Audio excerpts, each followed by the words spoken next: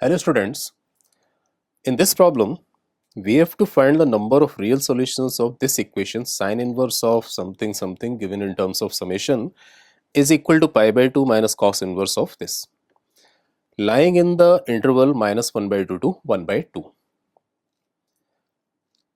Here the inverse trigonometric function sine inverse x and cos inverse x assumes the value in minus pi by 2 to plus pi by 2 and 0 to pi respectively. That is the usual situation. So let's see what is this given equation.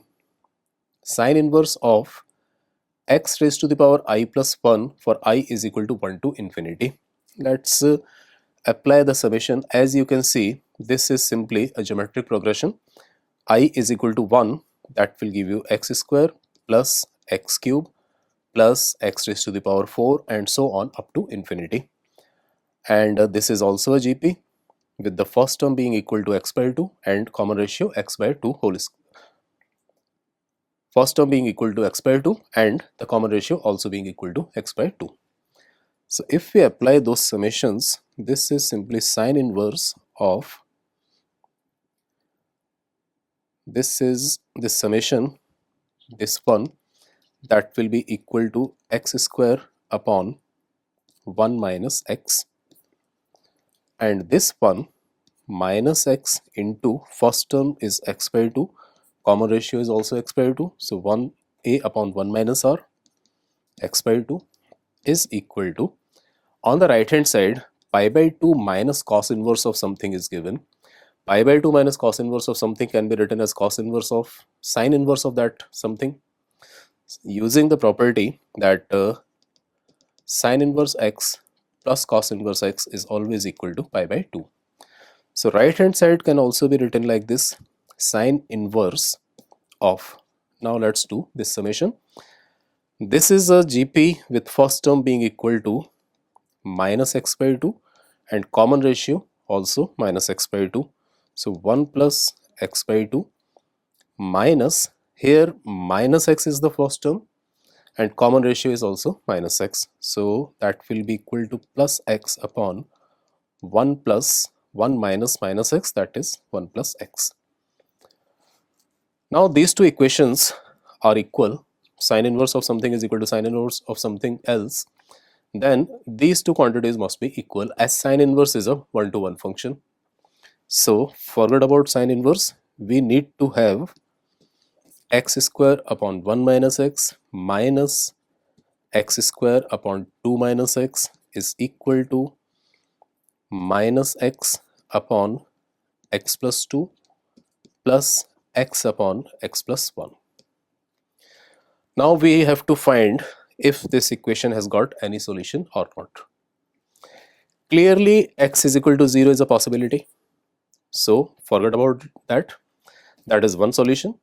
And let's cancel out a factor x from all the terms to keep the thing simple.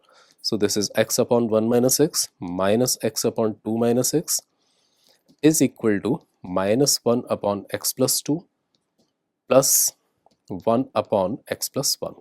Now let's simplify it further.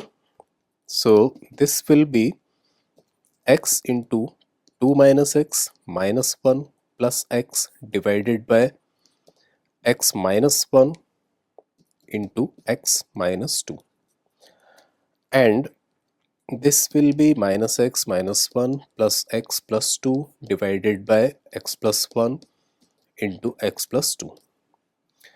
Now this x is cancelled out, this x is cancelled out here, and this will be 1. So we are getting x into x plus 1 into x plus 2, cross multiplying the terms from the denominator in the right hand side, and equal to x minus 1 into x minus 2 on the right hand side.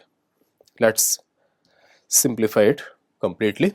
So that will be x square plus 3x plus 2 multiplied by x is equal to x square minus 3x plus 2.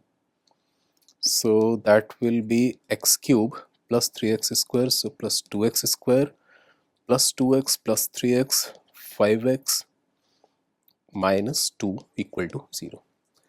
Now we are getting this cubic. we have to check if it has got any root lying between minus 1 by 2 and plus 1 by 2.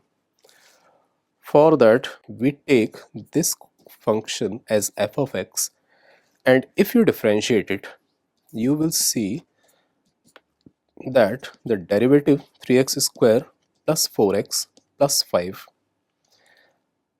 is having discriminant 16 minus 4 into 3 into 5, that is definitely negative quantity.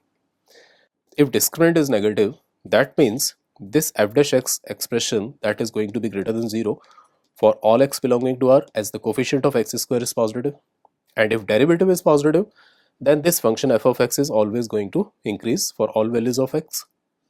That means if this equation has got any roots, then that can be exactly one root only.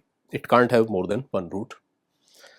And to make it sure if it has got any root between minus 1 by 2 and 1 by 2, we calculate f of minus 1 by 2. So f of minus 1 by 2, that will be equal to minus 1 by 8 plus 1 by 2 minus 5 by 2 minus 2. So that is equal to 8 minus 1 plus 4 minus 20 minus 16. That is definitely less than 0. And if we calculate f of 1 by 2, that will be 1 by 8 plus 1 by 2 plus 5 by 2 minus 2. Now 1 by 2 plus 5 by 2, that is 3, minus 2, that is positive. So f of 1 by 2 is clearly positive. This is a polynomial function which is negative at x is equal to minus 1 by 2 and positive at x is equal to 0. So by using the intermediate value theorem, we can say that this equation is going to have exactly one root in between minus 1 by 2 and plus 1 by 2.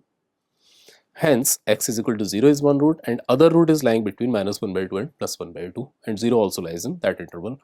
Hence, the number of roots will be 2 equal to 2. Let's check it. That must be the correct answer. That is okay. 2 is the correct answer. Thank you.